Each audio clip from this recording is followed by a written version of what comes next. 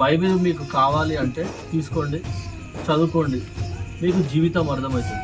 ఇందులో బలవంతం ఏమీ లేదు. మీ ఇష్టపూర్వకంగా తీసుకుంటా అంటే తీసుకోండి. Okay okay. బలవంతం ఏమి తీసుకుంటలేవు కదా అన్న, బలవంతం ఏం తీసుకుంటలేవు కదా, బలవంతం ఏం తీసుకుంటలేవు కదా, బలవంతం ఏం తీసుకుంటలేవు కదా బ్రదర్, బలవంతంగా ఏం తీసుకుంటలేవు కదా. రైట్. మీరందరూ మనందరము పరలోక రాజ్యంలో ఉండాలి. ఈ భూమి ఎవరికి శాశ్వతం కాదు. గ్యారెంటీ లేదు మనకి. నైట్ పడుకుంటే పొద్దున లేసుమో లేదో గ్యారెంటీ లేదు. ఎవరితో కోపాలొద్దు, సంద్రాలొద్దు, ఏమొద్దు. అందరితో ప్రేమతో కలిగి ఉందాం. ఇప్పుడు నేను చెప్పేది ఏమన్నా తప్పు మాట్లాడుతున్నాను, అందరితో ప్రేమగా ఉండండి అంటున్నా. ఇదేమన్నా తప్ప? దేవుడు నా జీవితాన్ని మార్చిండు, మీ జీవితాలు మారుస్తాడు అంటున్నా. ఇందులో ఏమైనా తప్ప? మీకు తప్పు అనిపిస్తే, మీరు తప్పు మాట్లాడుతున్నారు అని చెప్తే నేను వెళ్ళిపోతా.